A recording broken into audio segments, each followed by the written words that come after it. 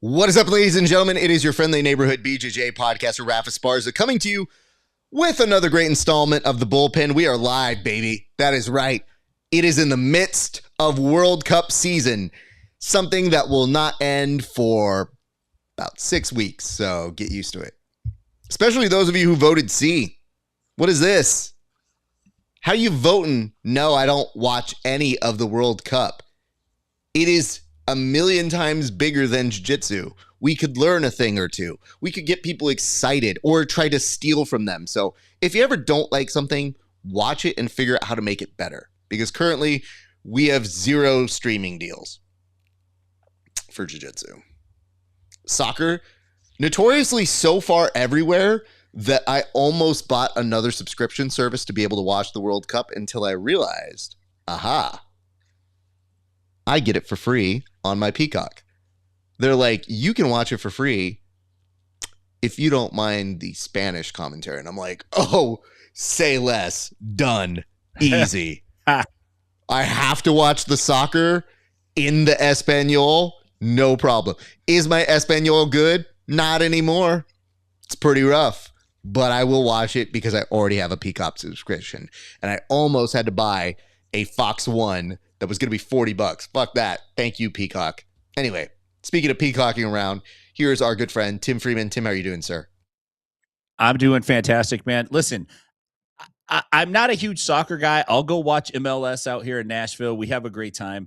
I'm convinced that soccer was created by parents who basically had nothing for their kids to do. And they just said, like, kick this thing around all day. Like, go outside and kick this thing around. And then soccer developed. It's maybe not as old as grappling, but quite probably right there. Like, it might be the first sport. Let's kick a ball back and forth. So I get why people watch it. Great athletes, a lot of fun in person. On TV, not the hottest thing, but as you say, jiu-jitsu has its own struggles there, Raf. It's great to be here in the flesh, America's favorite. What can I say? Thank you. That is a great lower third for today, because that's how I'm feeling, Raf. We got a lot of great stuff to talk about. I like that you said that with a full-on straight face, Tim. Would we live in a world where people IBJJF? So as long as the IBJJF exists, I feel no problem being a soccer fan. I watch both. Just letting you know, when people run around winning by advantage with their shirt off, I kind of feel like it's more important when you win a goal. Just saying. And soccer has some of the biggest stars in the world, the most recognizable athletes, like Otani, Ronaldo, both up here. Otani makes an appearance in the World Cup. I wouldn't be surprised. He scores a goal in the World Cup. They're like, who is this guy? Well, there is a game going on at the SoFi Stadium today. I would love it if Otani, he could take a couple innings off. If he just flew in just to be like, and it was like, oh my God, it's Otani, he's here. Like, that's what we do. Tim, I have a great question for you to start off our show before we get to the main show. Have you ever received a late night call from a fan or a guest of the show? Because, newsflash to everybody here, we got a call from a fan of the show. They're notable. And they had some feelings about an episode we recorded about 6 months ago. It was fine. It was just they had to work through some stuff. And God bless them. Happy to have conversations with everybody. But I'm wondering, Tim, you've been doing this as long as I have. Have you ever had somebody who felt a certain way who needed to call and talk to you? Yeah, now that you mention it, I have, especially in the past. I got a couple phone calls asking me to take a podcast down because they didn't mean to say the things that they said. Slightly understandable, but also like, yeah, it's a podcast. You said it. I also got surrounded by somebody who I think maybe is not a fan of Inside BJJ and confronted in a very aggressive and I would say almost nervous manner over some of the things that were said. And again, I say to people, just like I said then, I'm just talking. These are just jokes. Most of the time, I say 70% good stuff and then 30% taking a jab. That's kind of the approach that I take. And I try not to punch down, but every once in a while, it is fun to punch a midget. You know what I mean? It's like, boom, you give him a shot. Outside of that, my friend, I did get a phone call one time when I had a fighter from Stockton, California, who someone in his camp called in, was a guest on the show, talked a lot about this fighter, told me all the things that he was doing to train this fighter. And then the audio aired, and then I got a phone call from said fighter. Only time I've ever got a phone call from this particular fighter. Not hard to put two and two together when you're talking about the 209.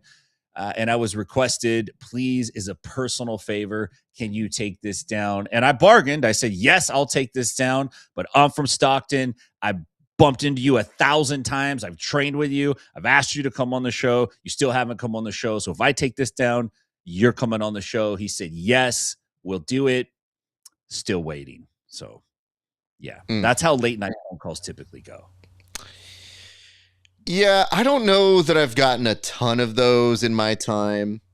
I've been pretty fortunate that most people here have a pretty good sense of humor, but it doesn't mean everybody's going to have a great sense of humor. So a lot of the times whenever we're doing these kind of shows, they're opinion shows. So my favorite note you'll get is if somebody's like, I've got a good sense of humor. You do a joke and they don't like it. And then you have to rationale with that. And you go, okay, sure. But I will remind people here, and this is just an important note to always put out here. I might have a comment about an athlete. Let's just pick one at random. And it's not him who called. But let's say it's Mikey Musumeci, right? We might have a weird interpretation of something that he did. It was something that he would do to elicit attention, or something comes up. And when that happens, you might have a take on it that you say, okay, this isn't my favorite thing in the world, or we're going to have a comment on what he did. And it doesn't mean we dislike them as a human. It's just like, all right, we're just having fun with this. So I would remind people, it's really important in our sport to take yourself a little less seriously. That's it. I don't think it's anything malicious. I don't think Tim and I are really capable of that. Tim's a pretty nice human being. His 30% is generous because when he really gets spicy, it's not that heavy. I'm just always curious to know sometimes if people play back the stuff that I have said on a show. And over the years, they've played it back thinking I would have a response to it. And then I just laugh because I go, oh, that was actually pretty funny. Yeah, I don't know, man. I stand by that. There are very few jokes I have ever done where I haven't publicly stood by it. But I also will remind you, jokes change over time. So certain things that seem acceptable now may not be acceptable in 20 years. I think the real key is, what's the intent? What's the harm? And is there really like a takedown of this human being to make them feel small? And are we punching up or punching down? So those are considerations I would put into the fold before I just wildly accuse people of stuff. But anyway, I just thought I would ask you that. I'm happy to hear that. I will tell you my general rule about taking down shows. I don't think I've done it more than a handful ever, even if that, because my whole thought process is usually these are fun and informational gathering things. Like, what were you thinking then? How did you feel? What went on this date? So it's not a court testimonial where you're saying, oh man, I said some inflammatory things against the World Boxing Commission. Most of the times it's just a person's interpretation, and maybe they feel a little bit self-conscious about things. Recently, somebody did ask. It was hard, but I did actually take it down. Good news, it's going back up because nice. Something happened that changed. But I would argue, if you really feel nervous about a podcast where you are freely expressing your opinion about the blowback of somebody else, maybe that somebody else has to not be so sensitive about things. That's it. So anyway, if you see one show magically appear back in, maybe you'll understand why. But I'll leave it at that.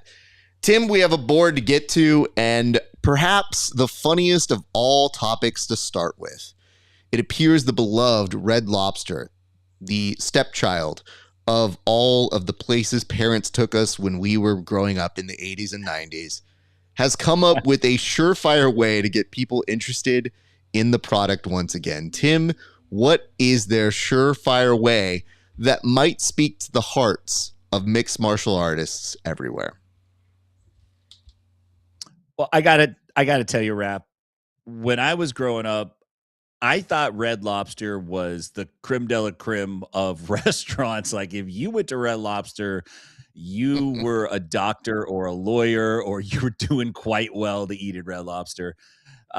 But listen, America's favorite restaurant, Red Lobster, they're running a sweepstake and they're calling it Endless Shrimp Card. The headline, it sounds insane already. It's 25 years of endless shrimp. There's a caveat on that, plus 1 year of jujitsu lessons. And I read this and I'm like, there's absolutely no way. Like, this is a goof. This is an AI. This is fake. So I dug into the rules. I checked it out. This is true. Jiu-jitsu, listen, Raph, we have finally hit a mega collab with a bankrupted restaurant chain. We have arrived. Yes. I kind of want to know this. Like, one is, where do you win the year of jiu-jitsu to?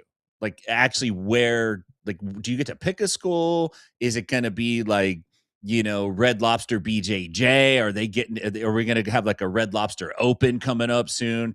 I don't know. But you get one endless shrimp meal, I believe it's per month for 25 years. So once a month, you go eat some endless shrimp, go train jujitsu. You can train the whole year, whatever your membership is. You're great. So, that's good. And maybe we'll see other restaurants get into this. Like, maybe we'll see Olive Garden collab with like UFC BJJ to give away breadsticks and salads with Musamichi, and you get a year-long staph infection because it's probably what the situation will be. They're going to put the card for this lifelong membership in a biometric safe, like a little biometric safe. I actually don't know for real though, like what is more ridiculous, the fact that they're giving away jujitsu, or the fact that this endless shrimp card is so valuable that it has to be in a biometric safe. So like only you can unlock it with your thumbprint. But it's a pretty big deal. They also said, look, you can cash this out. It's worth 15 G's, probably like 9,400 after taxes. But that's not bad either, man. Cause like, if you don't really love shrimp, you could go get a year of jiu-jitsu lessons for well under $9,000, and you could go eat at Red Lobster, once a month for a year and probably get your fill. So pretty funny story though, man. I do dig it. I like it. Tim, can I ask a qualifying question here? And I think it's really important that we get to the bottom of it. Who is this for? I get that sometimes we think out of the box and we say, hey, let's do a collab. Let's do it right now. Red Lobster, what are you thinking? Having said that, like, what family is going to Red Lobster and thinking like, man, I really wish these kids got into jiu-jitsu. If only there was a way to have endless shrimp and endless shrimp. Oh my God. Waiter? Yeah. Can you tell me more about your endless shrimp and jiu-jitsu offer? And I can only imagine the poor wait staff is like, yeah, of course. Yeah, dude. So, who doesn't love jiu-jitsu in this day and age? Would you like to teach discipline and the ability to go out there and defend yourself in a bad situation? Well, they're not a self-defense school. Why not learn sport jiu-jitsu? You can get out there and you won't have to pull guard because you don't need to. It's not wrestling, but still not bad for you. So these are the things I'm trying to think about when I realize, who is this for? And what suckers are going to take this? And how do we make money from them, Tim? Yeah, apparently it's like a TikTok campaign. You have to go onto their TikTok. You have to leave a comment on the post and you have to tag a friend. And this is the viral campaign. You're going to get a bunch of jiu-jitsu guys. Do you really want a jiu-jitsu guy in your restaurant once a month having the endless shrimp? I don't think you do. I don't think so. But it is a very interesting idea. Certainly somebody in creative does jujitsu, or they put it into AI and they said, what would be a quirky idea for an ad? So yeah, good stuff though, man. Tim, all it's made me think about is the fact that somewhere out there, you're going to have your worst student possible come from this program. Like somebody who just doesn't want to do the work. They're like, I mean, y'all can do a shrimp, but I'm not, because your boy has the endless deal. I don't know if you know that. I'm a founding father at this gym. Or the reverse aspect of it, in trying to imagine the creative team that put this together. When you say that there was a person who probably trained jiu-jitsu who was behind this, for sure. But the gall, the nerve to stand up in a meeting and go, guys, I know we're still coming back from this bankruptcy, but like, you know, a sport that's also bankrupt that'll probably do it, jiu-jitsu. They don't make any money. We don't make enough money. Actually, I thought Red Lobster had a turnaround, so maybe this is a golden idea and we're just idiots. But I'm just imagining the person, they have to be a young child who thought of this campaign. When it's like, we'll do it through TikTok. We will speak to parents. And we will get somebody's going to take it. Some dad's going to take it who thinks it's super funny. So they have appealed to the Crocs and New Balance Nation, and we will see what comes of it, Tim. All right, let's move on to the next topic, because unfortunately, even though the shrimp is endless, the talk of that is. All right. This one's interesting because if you've never known Rafa and Guy as incredible performers, you do know them likely as the heads of AOJ, incredible coaches. They have a monster set of kids and adults that they have unleashed into the world. But a decade ago, they were still killing it on the circuits, the point where other people couldn't win things. But there was always a rumor that seemed to persist about Rafa. And this rumor seemed to allege that in exchange for not disclosing a failed drug test for steroids, they would have to quit doing all competition, or that they would just retire from competition. This was a big rumor. I had heard it for years. I didn't know what to do with it.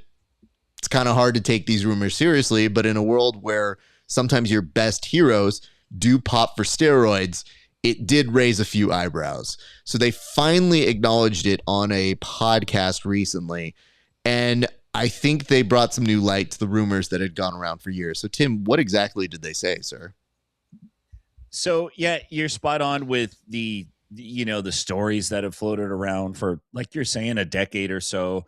There, jiu-jitsu has this thing where if you don't get to retire out of jiu-jitsu or quit jiu-jitsu, you have to be kicked out of jiu-jitsu. You have to be ran out. Otherwise, if you retire early, everyone's highly suspicious of you. So we have Rafa Mendes retiring at the age, I think it was 27 years old, 4-time IBJJF World's Champion, doing it when the competition in his weight class was steep. He's a 2-time ADCC champion, one of the greatest grapplers that we've gotten to see in our generation. For certainly his brother Guy is right there with him. They, they never really address this kind of stuff. Like if you follow them on social media, they're very family oriented. They're very just positive type of approach, like that's kind of the way they go. But it was recently brought up. Hoffa did kind of address some of the allegations, and Guy went online and addressed a comment that somebody had left on one of the Mendez brothers posts. Hoffa and Guy Mendez both share, as far as we could tell, an Instagram post. Maybe somebody manages the account. I have no idea. But more or less, Hoffa came out and said, no, I wasn't using. I was just ready to move on to another part of my life. I have a bunch of kids, which that is true. Have a big business. I wanted to focus on that. Fair enough. Guy, I found the argument was a little less. It was like, I was cutting weight. If you know how to do steroids and cut weight, ha, ha, ha, then tell me. It was like kind of more or less like that, which I find a little less like believable and probably just like not that great PR wise to even respond like that. I think my thing about all this now is like, does it matter? Like, why are we putting a laser focus on these guys? They're not competing. Maybe there's talk of Hoffa coming back. I don't think there is, but they're not competing. They're not active. They're just training up students. Like, if it's not illegal what's happening, then maybe that's something that's not even that really important to dig into. But the internet wants to know. I'm sure it'll go away for a little while and come back, Raf. But it's just like one of those things, like, how are you going to prove this unless the IBJJF comes out and makes a definite statement on it? It's always going to be hearsay. Thank you for that, Tim. So let me see if I can give some PR advice. Okay. I think I'm willing to believe that maybe you didn't do any steroids. I think that's a very rough allegation. You looked great, so I think that's where people sometimes are like. But in terms of PR, yeah, I wouldn't love laughing and telling someone, if you know how to take steroids and lose weight, I think people might. I'm going to put a real kibosh on that one. Maybe we should take from the example of Bruno Mars. Hear me out. Do you know the rumor about Bruno Mars? Let's start with that. If the answer is yes, then maybe you've also heard the example of what he did. So the big thing about Bruno Mars was they claimed that he was in such debt due to a drug habit that he is forever at the MGM performing there. Now, Bruno Mars has a good friend in Anderson .Paak, and as a bit in their show now, Anderson .Paak's like, I heard you couldn't leave here. And he goes, I settled that debt a long time ago. And that was a fun way of addressing the rumors. But what it did was it said, that's such a ridiculous rumor that we're going to have fun with it. And people kind of started to realize maybe it is kind of a weird rumor they started. I know we're not always known in seeing the best of humor from the Mendez brothers, but something like that would probably be a lot more favorable than being like, how would you lose weight and do steroids? I wonder if in the future, I wonder if in the future, Tim, we create something akin to like an escape room. And hear me out. What if you just put steroids in an escape room and the first person to do the steroids wins because they have to demonstrate to you how you would do the steroids? Like if true people didn't know how to do it, they'd be like, I don't know how to do it. I guess we're just in here for the full hour. But if somebody's like, nah, man, you got to do this. And it's this stack first. We do this shot, then this shot. In the syringe. Yeah. So I would just tell you, I really do feel like this is one of those things where we do see people in the wild who make wild accusations. But just really think about the fact that you don't need to go on there and fight with every person in the comment section. I think the Mendez brothers, that's just not their style. And I think it came back as a little weird. But addressing it on a podcast all these years later, I was actually surprised it found its way into that discussion. Yeah. But it is kind of nice they addressed it. Now it's a matter of, do you believe it or not? And if you are them, at least you have publicly cleared the air for yourself. Because when I was hearing those rumors, I just kept thinking, like, wouldn't that get out? And it's such a weird Ursula Disney movie contract you have to sign. Like, it's literally them with like the IBJJF, and there's a golden pen that has Disney magic swirls all around it. That's like, you sign here, you give away all your competition, and we will never reveal it. And they're just like, oh, I don't want to, but I've broken records now. Ooh. They sign it, and then all of a sudden it magically wisps all their competition out of them. I don't know that I see that. Maybe. I don't know. Things are weird in this sport, and there's a lot of history we don't know. But it is hard to claim outright. And as much as people say they've heard, that's a tough one unless you have direct evidence. And that has never appeared out. So we'll see, I guess. But I would like to believe them. Having said that, if you weren't on steroids, brothers, man, certainly looked a little bit like that. We can admit that, though, right? Like, y'all look that good that it made you go, are you though? Because it looks like it. Oh, you're not? Okay. And I'm saying, imagine if they were, how good they would have been. Oh, my God. Maybe that's what we should have done. We should have put up a poll. It's like, were they? Although I wouldn't want to read the results. I feel like everybody would just vote yes. Yeah, right. Just to, everybody, yeah. Especially former competitors. Former competitors were like, yes, create burner account one more time. They kept me from winning championship that year. Yes. I digress. Anyway, still incredible athletes, and congratulations to them for their amazing students. Let's move on to our next topic. Tim, this next topic we're about to discuss here is one that is... Well, I didn't see the photo of me yet, so now I'm in a place, because that really is how I looked when I saw it. Let me ask you, Tim. I just want to say this real quick. Okay, go ahead. You go first.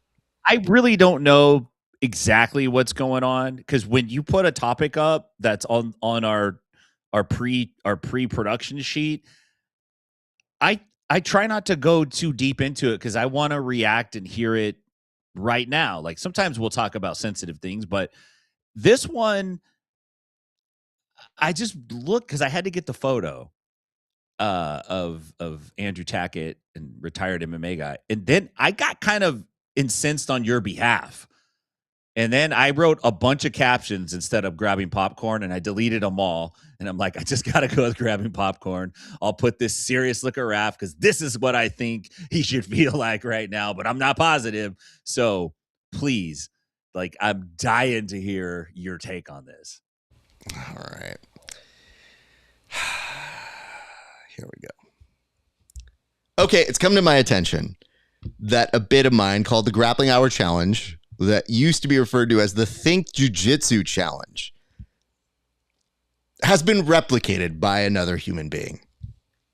This young man, his name is Kyle O'Hare, and he is really doubled down on doing UFC BJJ kind of content and BJJ content. So there's a video of him with Andrew Tackett doing it for the very first time. Now, the submission challenge that I created, because I have a mouth and I'm funny, I would give athletes the opportunity to hit a submission within 2 minutes on me that I was not aware that they had. They would pull it from a card, and that card, they had 2 minutes to hit it on me. So imagine my surprise when, Tim, I'm not even, I think I saw it somewhere else, and I just didn't look at it. I didn't watch the full video until one of my students sent it to me. And they were just sending it to me like, wow, what a great idea. Not knowing it was mine. So let's just hear what bit he's explaining is. Okay? Yo, what's going on, guys? Today I'm here with UFC BJJ champion Andrew Tackett. Today we are going to be doing the new Spin the Wheel Submission Challenge. What we're going to be doing is we're going to be spinning the wheel, and whatever it lands on, he has 2 minutes to submit me with this exact submission, but he cannot do anything else. And the twist is that I do not know what he's doing. If he fails, then he has to... I guess we didn't really think of a punishment. Look at that. Didn't even finish the bit. Didn't know what he was going to do as a punishment. Okay. It's one thing to take my idea, but that was bar for bar, Tim. He didn't even change it to 3 minutes. It didn't even do 1 minute. I was legit just looking at it and I go, I'm so sorry, sir. That is 100% my bit. Now, granted, I have some friends here and they're speaking on my behalf. Take him for all he's worth. Okay. It's jiu-jitsu. Yeah. I don't know that that's a lot. And residuals, which, hey, that's not nothing. That's some sense, because I know that dude is pretty popular. But can I tell you the most interesting aspect about this? I have loaned this bit to Subversive, and we have done it for media days, and it's been very fun. And I actually had to have somebody stand in for me because I'm busy doing interviews on those days. And I'm not just saying that because we do about 20 interviews on media day. I would gladly go and roll with the guests. If you know anything about my show, it's kind of a thing I do before I do interviews. Right. Yeah. But even the guest he picked, Andrew Tackett, was notable to me for this reason. The other people who have done the bit with me include Andrew's brother, William Tackett, who did the bit with me 5.5 years ago with his friend Cody Steele. The only difference, according to my student, was that he goes, yeah, but coach, he has a wheel. And like, I have ADHD, so that's good for me. And I'm like, I have issues with this student. I'll let those go. So I guess we're in a quandary here, Kyle. Because it is my bit. And you seem like such a nice guy. Like, I don't even really want to do jokes on you. I like the fact that you have a very nice personality. You seem a great fit for not only the UFC BJJ brand, but like in general jiu-jitsu. And when you said you were retiring from MMA and you're still a young kid to really focus on BJJ, I think you're kind of an ally. So I'm not quite sure what I want to do here. I think what I want to do is this. I think I would like to set up a meeting or an interview of some sort. Because what are we going to do? I don't know. I don't know what you're like. You seem awesome. I'm just in a place, though, when I heard my exact bit come back to me. And somebody's like, that's a really good idea. And I'm like, sure is. Sure is. The grappling hour challenge. Nonetheless, I'm going to stop here for a second. I'm going to ask you, Tim. What are your thoughts having heard the young child explain his version of the show? Two thoughts. No sit down. This is late night phone call material right here. This, you need to get on the horn at midnight Pacific and call back east and let this guy have a serious piece of your mind. Outside of that, this is what I'm going to say, and this is just my own speculation. I would venture to say this young man went to some chat prompt and requested good ideas for doing jiu-jitsu bits with jiu-jitsu athletes for social media, and this came up. And it came up because the AI is probably seeded with your bit somewhere in there, and it came up because while you were saying this, I went to ChatGPT and I put that in because I'm like, I want to see what happens. And you know what one of the suggestions was? White belt court. No. White belt court. Yes. So don't be surprised if our ideas start coming back as derivative forms of AI slop. I don't know if this kid might have thought of this on his own, but listen, 2 minutes, 2 minutes. Athlete has to sub you. Okay. You don't know what the sub is. All right. I keep seeing smoke here. Oh, we use a wheel instead of cards. GTFO. That's semantics. That's not enough. Come on. Now, the one thing I will say in his defense, I don't know if he saw my bit. So I could say that. But it is very funny that of all people he could have picked, he picked the brother of the dude I picked the first time. And the fact that William and Cody did it back to back, it's so funny to me. So you might be right about the chat bot prompt, but I'm going to go one even further than you. This shit is too suspicious now. Tim, what is the name of the jiu-jitsu thing that happens in the UFC? Just quick, what do we call it? UFC BJJ. Awesome. Pause there. What was the name of something I created that hybridized jiu-jitsu and professional wrestling? I don't remember. I'm sorry. You gotta WWE BJJ. BJJ. That's right. Doesn't bode well for my court testimony, but nonetheless, the fact that I created that and I said, that's what you should do. It's just the laziest thing you could come up with. And it tells everybody what they need to know. What's that? The UFC is calling their jiu-jitsu UFC BJJ. Yeah. Tim, to me, bad. In this world, people are paying attention. So when people want to call and say like, hey man, we don't have a lot of viewers or we don't see people tuning in. Well, they seem to be tuning in and taking the ideas anyway. So I'm just saying this. Kyle, the challenge is out there. I think it is time for us to meet, have a meeting of the families, and we need to discuss what we're going to do about it. And I'm a little nervous because you look pretty good at fighting, pretty good at jiu-jitsu. But can I say one thing? And I guess I should just give away one of my episodes. One of the tackets didn't get me. So, just saying, bro.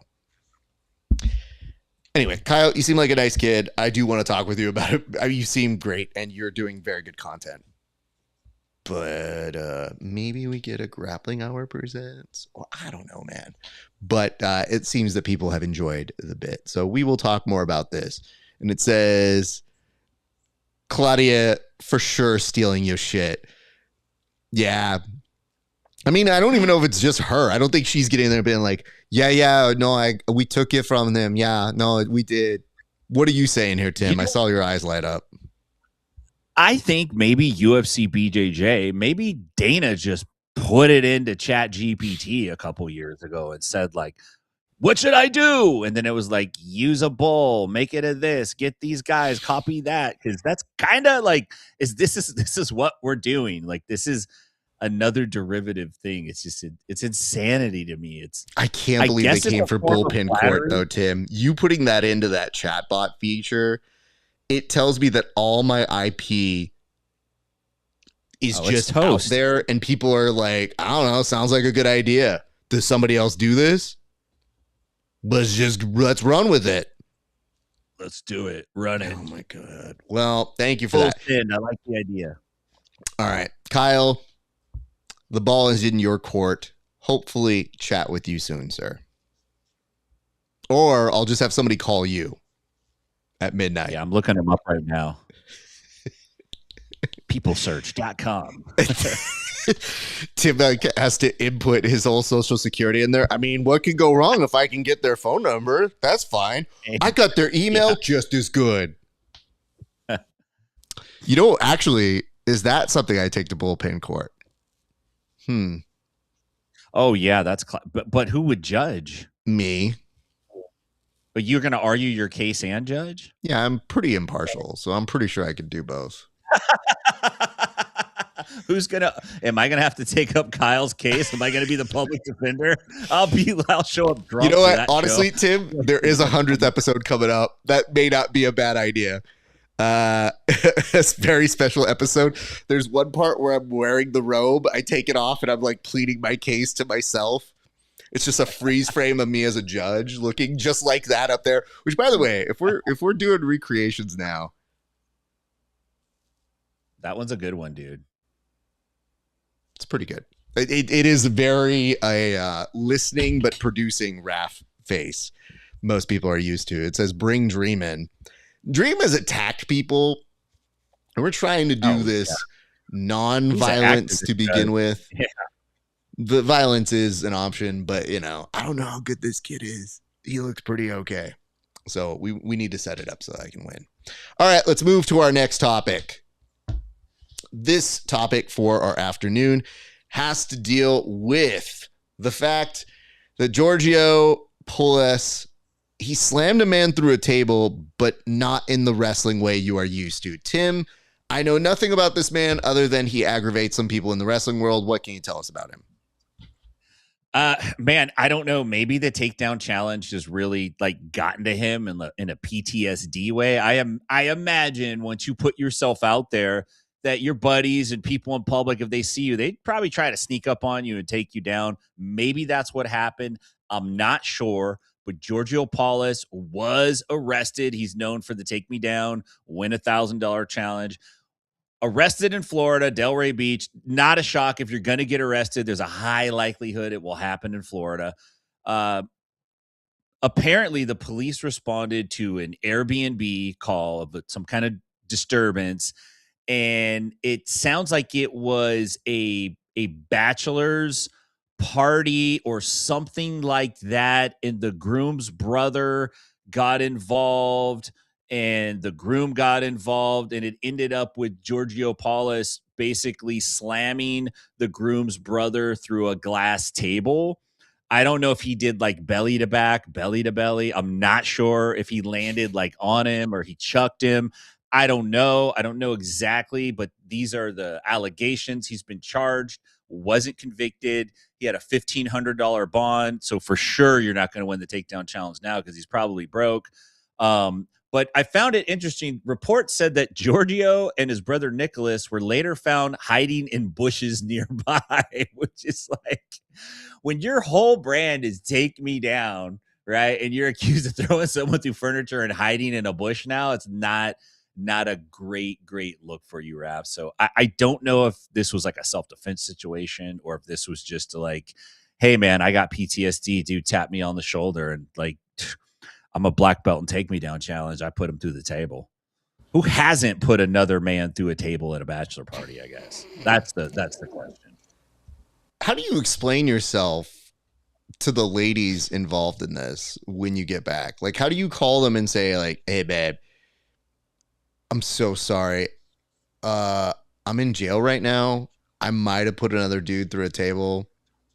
Could you do bail? Or, oh, I got it. Takedown challenge. Give me bail if you can't take me down. Is that one? Like, that's all I think of how he pays for things. Like, he goes to a restaurant. He's like, if you could take me down, then I don't have to pay. They're like, wait, sir, I think that's the reverse version of that. I know. Like, I think we have an economy now that is not built on goods or services. It's just all DraftKings. So, like, if DraftKings goes under GDP, so I think everybody is so in that realm of doing bets and side bets that is a form of income for this dude. I don't know, man. I find this stuff weird when it gets reported because it does feel bad that it is somebody's personal life and business and that it does get kind of dragged into this in ways that people then can chime in, associating whether they like him as a wrestler or not. But it is part of being recognizable. It just comes with the territory. It's just my feed was not begging to see, has that guy been arrested? What's going on? What's his deal? I just know that he caused drama and then didn't win at the last RAF. And I said, okay, sounds good. And when people are out there bitching about it, they're like, actually, he lost a challenge to my cousin. My cousin took him down. They never aired that footage. And I go, it's a bit. Like, not everything gets aired. It's just, I think some people on the love of reality series would be stunned to know that some of their favorite reality series are heavily produced. So the fact that that has echoed its way into YouTube and is being created as a show makes him a person that if he does get arrested, they're like, I always knew that guy sucked. He didn't give my guy $1,000 for taking him down. His hip hit the ground. Everybody knows. Give him money. So I'm like, I don't know what to do with this guy, Tim. I literally am like, I hope you're all right, bud.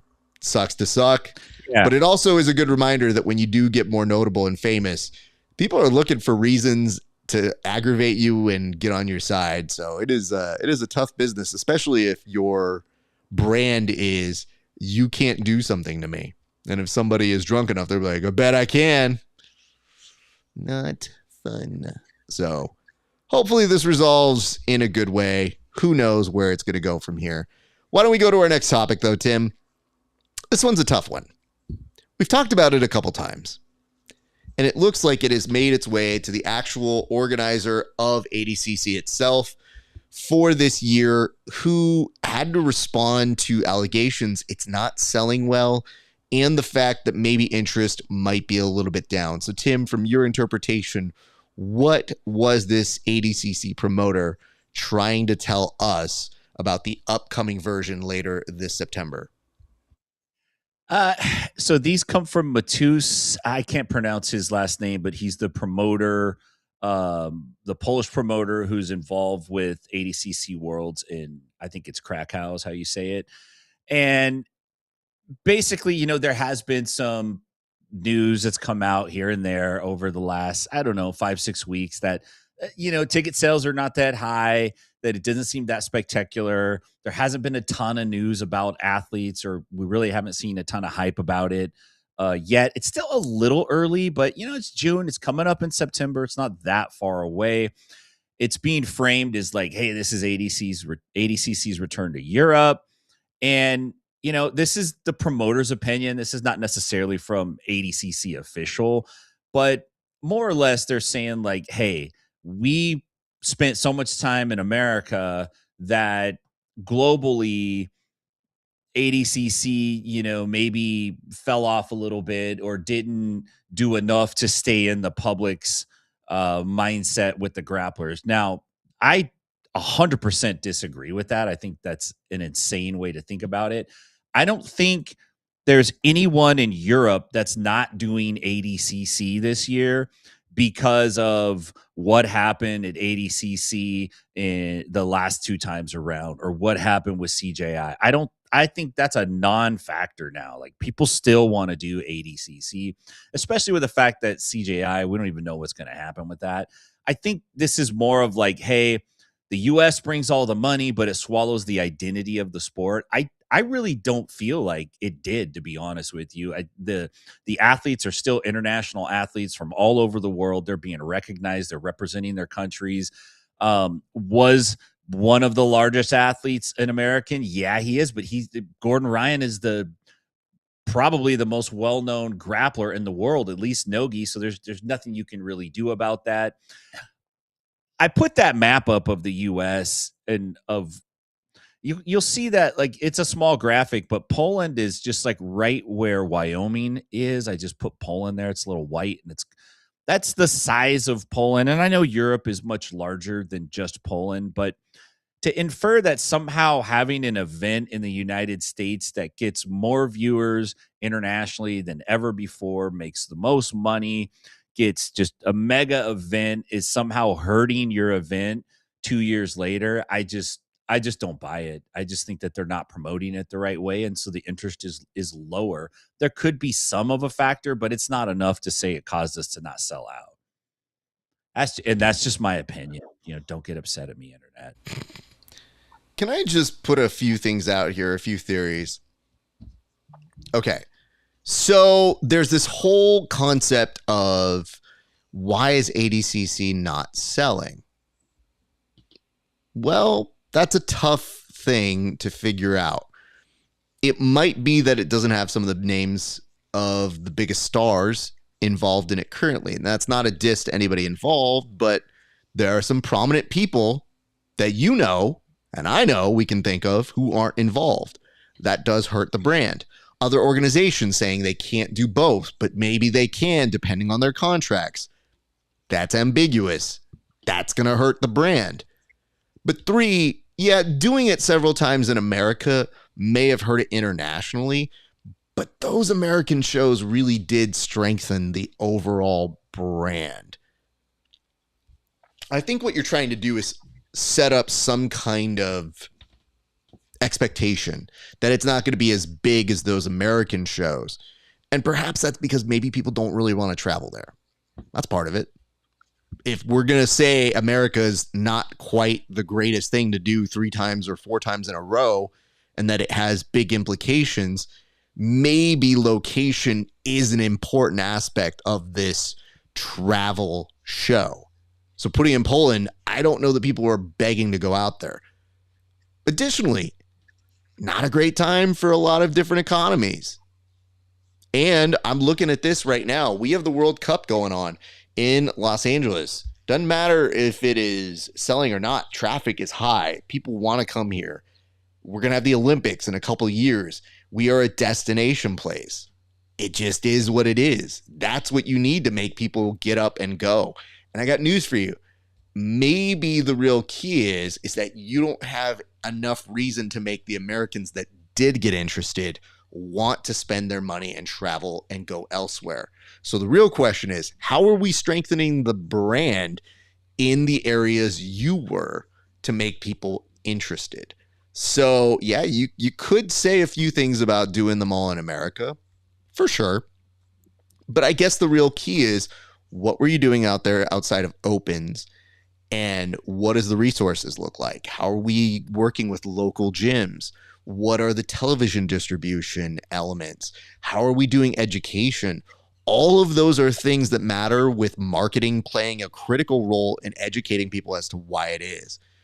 This is why we say the key element to our sport, live attendance is good, but it is creating a better television product. It is something I have talked about for a decade plus now. And it just speaks to the idea that maybe we have to do a better job of telecasting these things, or broadcasting them is the better word.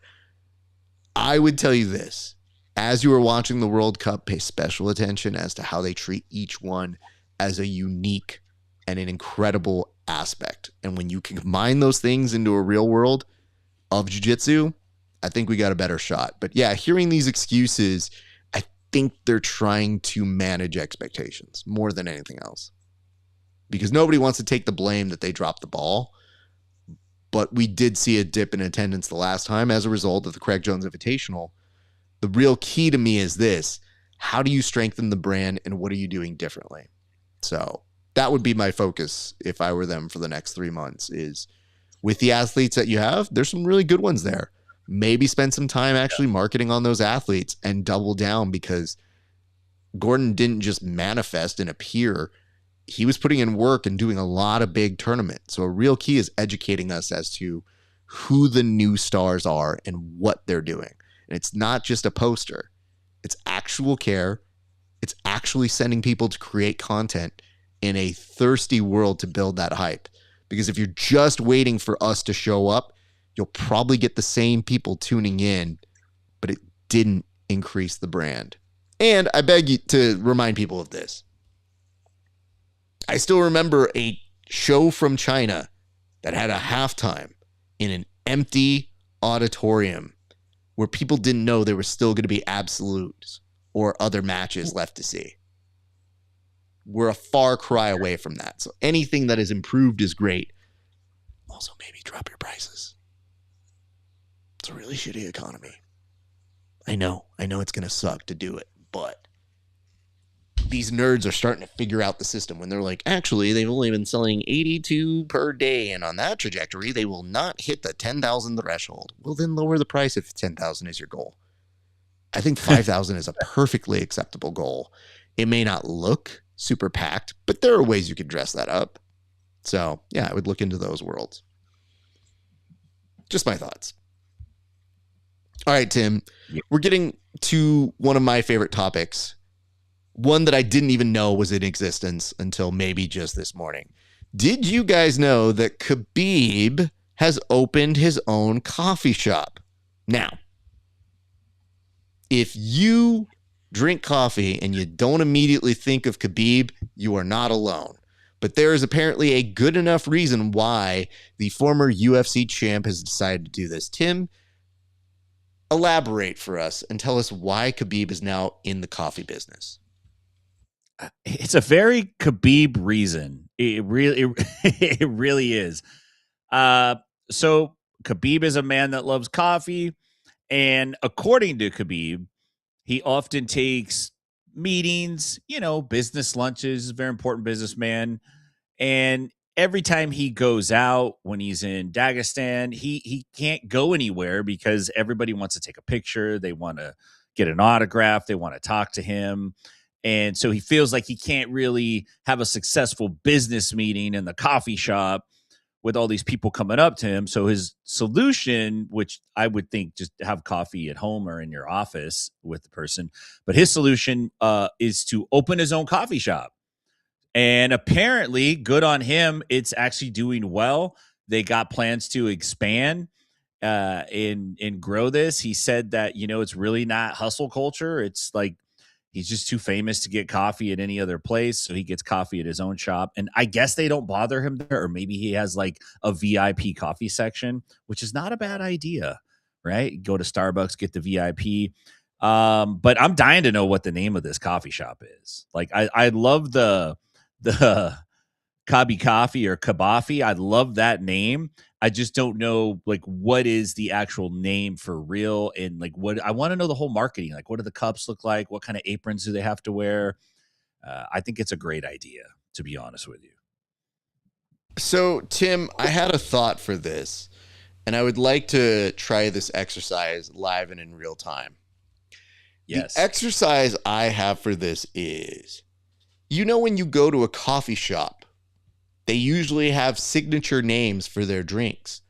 I wanted to challenge you and figure if you could come up with some key signature drink names for Khabib's coffee offered at his new residence. Okay. The only one I could think of is and I might have this name wrong, is the Papaka Chai. I think they will sell the hat that he wears. I think it's called the Papaka or something like Papaka Chai. I could see him doing that. That would be probably the number one drink there, because he probably only drinks chai. He probably actually doesn't drink coffee. So I'm going with the Papaka Chai at Khabib's Coffee House. You want me to come up with more? I could bang some more out. I'll ask for one more, and then I'm going to give you a couple. Okay. The Khabib, let's see. I can't go with Khabib. The Nurmagomedov Nog. And what that is, that's a holiday selection that they have there. It's not Christmas, but it's just like a holiday time, right? They're just capitalizing on holidays. And they hit that up. They serve the nog. It's a special family recipe that his dad came up with. He used to serve Khabib this Nurmagomedov nog after he would wrestle bears in the wintertime when he was a young 7-8-year-old. He'd get a good bear training session in, and then his dad, most American kids get a hot cup of cocoa. His dad gave him a hot cup of the Nurmagomedov family nog. Very nice, Tim. All right. Well, here's just a few off the top of my dome, and I'm not sure how you feel about them. The first signature drink should obviously be the Eagle. So you go up, you go, can I get the Eagle? And they just go, it's just black coffee. That's it. Nothing else. Black coffee, Eagle. Very simple. You go, okay, well, thank you. Another signature drink would be the, why you drink this? Why you drink this? This is not good for you, brother. You not be able to wrestle with this. No. You order it. It is also still black coffee. Nothing else in it. Another option would be, no water, brother. You work hard. You know, no water for you. You more wrestle. That's all you do. Khabib, is this a coffee shop or is this just another place to do like wrestling? Like, why are we doing this here? No, this is third chain. Very, very successful. We keep going. And the last one is no distractions. No girlfriend, no nothing. You come here, you roll. And then for that one, you just get a cup. And you have to provide everything yourself. You gotta Basically work your way his out gym. of it. Yeah. I really do feel, until someone shows me otherwise, it is a secondary gym. Just a tax write-off. Maybe he couldn't have any more gyms. I'm gonna pitch something to Khabib though, and we're gonna call this the Irish coffee, and it'll just be coffee. But you know how the latte barista people make little specialty designs, little hearts and leaves. They'll do the McGregor sitting on the cage after he got knocked out by Khabib, and he's just like sitting there, and he's kind of like, "Oh shit, I just lost." That'll be the Irish coffee at Khabib's Nurmagomedov Emporium, House of Java. There's actually another one that's called the Dagestani coffee. It just attaches itself to your wrist and never lets go. Actually, that's what it is. It's a coffee. They put it on a wrist. It's like an armband. You just drink it. You're like, oh, did you see this? It's super good. These are my Dagestani handcuffs coffee. Freeze up your hand. Although you can't ever turn your arm the other way. You got to just always walk like this. And people are like, hey, good to see you, brother. Very nice to meet you. Please. It's a training device. That's how he makes his guys keep their arms in and right. They got to put like scalding hot coffee in them. He's like, now, arm drag. I don't know why, but this made me laugh so hard. If you guys have a better Khabib signature drink, that would be my challenge for you today. So I would love to hear what you guys think is a effective Khabib signature drink. All right, Tim, what can you tell us about this week's low light highlight of the week, the fight you have selected for us to have eyes on? Oh, man. So this is the rare occurrence where you have a fight within a fight, which is great. Sometimes you have a fight within a sporting event, or a fight within a game, a fight within a restaurant, a fight within a swimming pool, some kind of activity. This is a fight within a fight, which tells you these guys are pretty angry if they're fighting within a fight, because most of the time when you're fighting. But apparently somebody broke the fighting rules, and then they had to go to the fighting's got a bunch of weird rules. And if you break the fighting rules, then you go to the next set of less restrictive fighting rules. And that's what happened. Turned into a melee. Happened at an ADCC Atlanta Open. Maybe this is why they don't want it in America. Maybe this is the problem. Maybe we are too wild. I don't know, but there's definitely some action. Great stuff on the video here, Raf. Not like last week. I mean, last week's There's a hard. Not that much booty. Last week's a hard bar to climb, but why don't you go ahead and take first crack here, Tim? So it looks like we're setting up for a classic shirts for skins. Homeboys complaining to the ref. Other guys like, no, that's not what happened. I didn't kick him like that. He's like, I kicked him like this. He's going to walk in for the demonstration in just a second. It's getting close. We're getting it right up on video. There's the push into the kick. That's actually a classic wrestling technique from Rowdy Piper and Cowboy Bob Orton, Ace Bob Orton. Pushes him into the crotch kick, and then the world pops off here. This looks like a rehearsal for the RAF fight that took place between Sarukian and Paulus. Somewhere in here, Paulus is throwing a guy through a glass table. I can't tell if this is like a LARPing convention or if this is an actual brawl. It's interesting to me that all the security dudes are just standing around. Those might be referees. I see Plaster. Plaster's got the headset on with the hand cam. He's been, I want to see his damn footage. I'm going to call Plaster. Plaster's everywhere. We should play a game called Where's Plaster? Yeah, man. It's hard to tell exactly what's going on, but either they announced a free acai giveaway or like there's a skirmish. But the push into the crotch kick, that is some real Charlie Brown next level shit right there. Okay. I've got a few things that I want to bring up here, Tim, because this fight is absurd to me for a number of reasons. First of all, don't go to ADCC looking to get into a side scuffle. Nobody's paying to watch you guys side scuffle. Like, get paid to go compete. You have the ability to go out there and actually do a match, but then sometimes it appears that's not enough. Also, shout out Nash5 T-Gram. always doing the Lord's work. He's on his 5th account here. I can always tell what iteration it is because sometimes I think it gets wiped out because content. All right, let's get into it. First things first. You can tell some shit's about to go down whenever somebody has their hands on their hips like this. You don't need to see a face. You know he's unhappy with the way things have gone. There's 3 points and 0 points, and people are going to get into their feels because the ADCC Open medallion is más importante. Now, this is my other favorite body language. It's the like, all right, I'm going to pull up the shorts real quick because maybe something's going to go down. I don't know. It's an international sign for I don't like this. Now, faux pas number 1, shoes on the mats. Coach, I know it's a heated moment, but other students are going to be on this. Questionably their faces, you know better. But that's how heated it got. You didn't have time to take off your shoes, Tim, because you know some shit's about to go down. And nothing tells us that decorum is off the charts and off the table, quite like wearing shoes on the mats, because that lets you know I'm not afraid to kick you in the dick.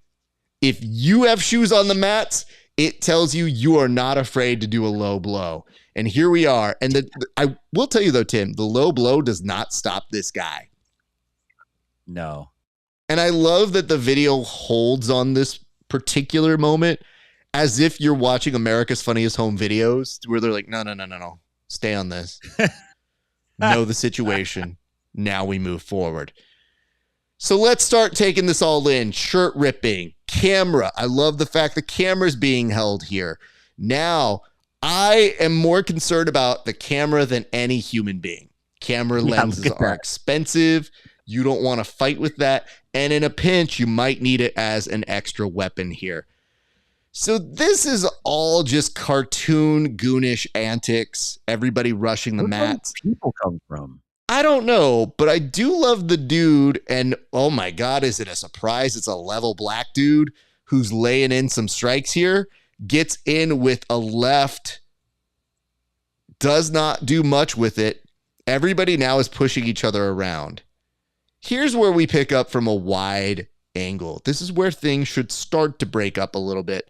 But no, it's not breaking up. People are still getting into each other's faces. But this is why I do love jiu-jitsu. Everybody does train. That is mostly on this mat. But I want you to pay attention to the gentleman in the pink rash guard, because this is the international sign for I tried. I'm done. Yeah, no, not interested anymore. But I want to point out something with him. Has socks on, which means he took his shoes off. So props to that young man for the foresight. Things get a little trickier here because somebody got pushed down. And I love when regular civilians who get entwined in all of this have to get up. Over to that far side, people are now starting to get up for the very first time. Like that dude literally got up and goes, hey, we're still going? Fine. I want to point out the ref that like jogs out there. This little look back here, it's just, look at it. It's art. It's beautiful. Because it's a gingerly, I think there's a fight going on, but I got to make sure I'm keeping points on mat 6. Guess I should go help. I got 3 minutes on the clock. So tons of shoes on the mat, understandably so if there's a brawl. This is where I want to kind of rein things in, Tim. Because sometimes when everything's kind of calmed down, or at least everything's hit a standstill because there's like a dog pile, people don't know what to do, so they just start pushing. Like just... Yeah, right. Like it's not helping. It's just literally putting your hands and just kind of like, stop, please. Because look at this. Watch. Everything's calm, but it's not even like a forced push. People just touching like, hey, could you stop? Into a Pentecostal prayer service. Went from a fight to a prayer service. We're going to lay hands on brother so-and-so. Shout out the camera people. A swarm of referees are out there. This one dude in glasses who's the me of the situation, he's kind of out there like, is there anything else going on? I think I'm done here. So I don't know how I transported in there, but I did. Definitely not a blue belt anymore. Can we talk about my favorite person My favorite person is on record as putting on some kind of sweater or shirt. It's the international sign for I'm not involved in this. I gotta know. You know what? Fine. How's everybody doing? Did you guys finish your fight yet? Amazing. Spectacular. Now, Tim, if you ever get into a brawl, I can't promise you I'm going to give you a hug like this young man gets. Look at this. Hey, man, it's okay. It's okay. It's okay. Start on the top, go to the back. Hey, bud, you got out there. Let's get you out of here. And now he's limping. So I will tell you this. We're not condoning any fights, but it happened. We're going to talk about it. We didn't do it. But if you do get into a brawl and somebody sends it to us, it does go on the list. So I'm very sorry to the people involved. I don't know all the particulars. I tried to look it up. BJJ Doc had an article about it, and they said the inside details of why it went down. I knew nothing more after reading that. Yeah, right. I know what you mean. Just literally like, here's the inside details. And the end of the article is, we still don't know what the inside details are. And I go, I'm glad I read that. Nonetheless, literally, our breakdown has more details than the article did. Like, we actually pointed things out. People had their shoes on. Somebody was putting a shirt on. Like, they have. Can I point this out? That I was busy. I think this happened the weekend of Subversive. So I was a little busy. I wasn't able to really get down to it. Shout out Brian for sending it to me. But somebody put in there, is Kevin Sherrill in this? And I couldn't say no. And I actually sent him a text. And I go, are you in this? I'm not looking. And he's like, no. And I go, why don't I believe you? So Kevin Sherrill, if you ever see something happen in Atlanta, I think it is a fair assumption to ask, are you in this? Because he might be. And even though he says he's not, Kevin says a lot of things, so it's hard to tell for sure. Tim, I'm going to ask you point blank. Do you think Kevin Sherrill was somewhere in the middle of all that melee? I think there's a high likelihood that the not nice guy Kevin Sherrill, it's the dirtbag Kevin Sherrill with the mustache and the little gruffy hair. That version is probably in the bottom of that pile. Would concur. And listen, Kevin, keep your name, chill. Hopefully you're not getting into any fights. We know a lot of people would love to have a bar fight with you out on these mats. Everybody be smart. Tim, I think that's going to do it for us here today. What shout outs and things do you have to remind the people on where they can find you, sir? You can find me on your favorite social media platform, Inside BJJ. If you're out in Nashville, come see me at 10th Planet Nashville. Every once in a while, I'll get somebody drop in who's a listener or watcher, so that's pretty dope.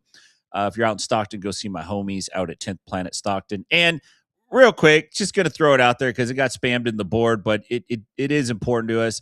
July 25th, first PGF qualifiers, Denver, Colorado.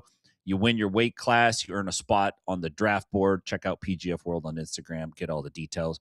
Your homie Ian, Justin Subversive against Keith Krikorian, shot me a text today and was like, hey, man, when is the next PGF qualifier? And I'm like, today. So good stuff on that. But Raf, great show. Love you, man. Awesome stuff. And, dude, Red Lobster, Pork's Endless Shrimp is basically the way to close the show.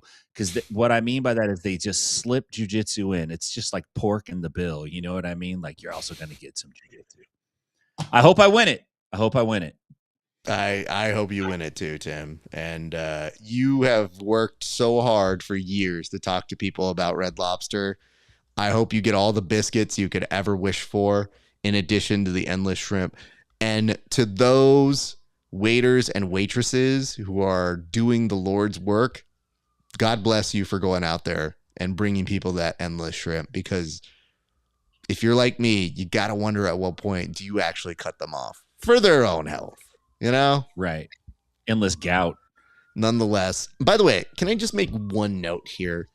CJ, you have inherited your father's spam ability. Tim is literally telling people the date and the qualifier. And you're the only person to add more comments saying the exact same thing. Like, Tim's covering all of that. That is why, let me just put back here, gallery. That's literally the segment where we get to the comments that do not fit the conversation. Does that look like it fits any of the topics on the board? No, that is where we round third. So just so that we're aware, yes, we did see this. I had to yell at some dude who's stealing my bit. We had to talk about getting late night calls. There's a lot of business to do here. And yes, we'll go back and even address the fact that your dad said first. So it's only fitting that you get last. Anyway, Tim, thank you very much for your time today, sir. I will talk with you a little bit later, and I'll close this up. As always, stellar work, sir. Thank you, man. All right, people, here are your reminders and your notes for this week. First off, thank you to everybody who participated at the Love Movement event. It went incredible. I got great feedback. We had some very fun super fights that we put together. And really what was important to me was that the spirit of the event be communicated. And the organizer, Jordan, couldn't have been happier. And we are about to do another one, I think late July. So if you missed out on this one, or you send me a note saying, hey, how come you didn't invite me or consider me? I put up plenty of posts about it and ask people to share. You just got to fill out a form. There is a Google form. You can find it on my posts. Go there so I know who to pull from, because you never know when the next opportunity is. I sure as hell don't. And guess what? The next opportunity came up literally the next day, as I am happy to announce our good friends over at SparStar have finally let me put together a grappling card. This means a lot to me because I've had the opportunity to roll with all of the grapplers who have come to do interviews with me, who I commentate their fight. We roll, we do an interview, and I know the incredible talent they have as just jiu-jitsu athletes.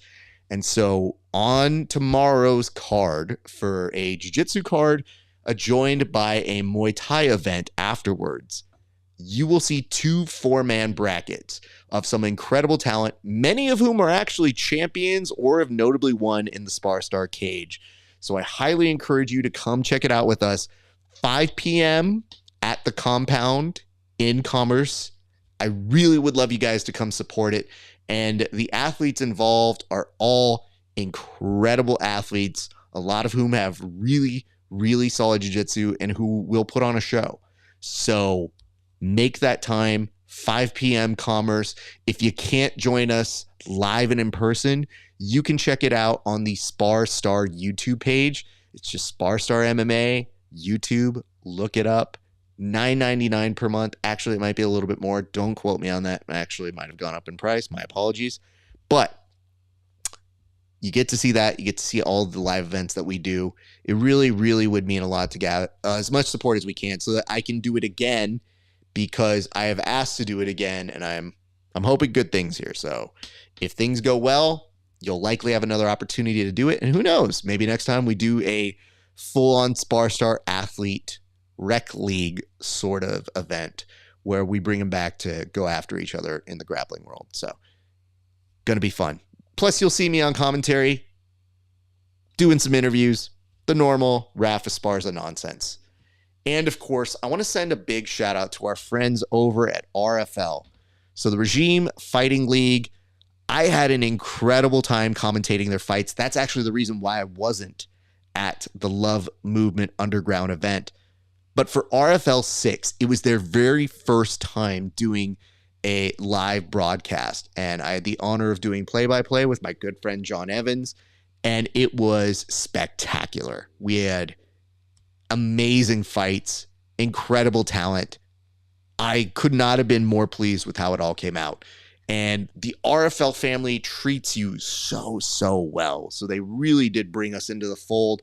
And I'm happy to rep that banner when I work with them. So shout out to them and shout out to all of those athletes. I had a blast commentating your fights. I'll be in touch with a couple of you guys for some interviews in the near future. Your boy's a little busy, though, because guess what? As soon as we wrap up work this weekend, we do SparStar tomorrow.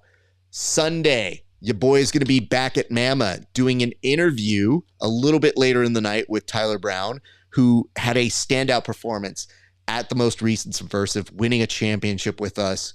But before then, live, you will see us do a broadcast at Mama on Sunday for the White House card. Yes, the big Freedom 250 card is going to be watched by myself and my good friends and coaches at Milton Arguello's Mixed Martial Arts Academy. So be sure to tune back in here. You'll see all the matches with us. We'll roast it. We'll do some good work. And then, when that's all done, your boy is flying out to Philly. So if there is a gym near the Harrisburg area, let me run that again. If there is a gym by the Harrisburg area, let me know where you're at, because we are bringing Subversive out there August 8th. So the next RFL, August 1st, August 8th, Subversive in Philly. And it's going to be Pittsburgh versus Philly. So if you want to get in on that card, DM the Subversive account immediately, because those spots are going fast. And we have a lot of friends that we are very excited that we will be bringing onto the card. But that's it. So send me a note where I should stop in Philly. Send me recommendations for gyms. And I guess, come support us at SparStar tomorrow, and be sure to watch here again on Sunday live for that broadcast. All right, ladies and gents, that's going to do it for us here at the Grappling Hour presents the Bullpen with Inside BJJ. I hope you guys have had a great day. That's going to do it. We'll see you back next time. It's been a great day for grappling. We'll see you back on the mats.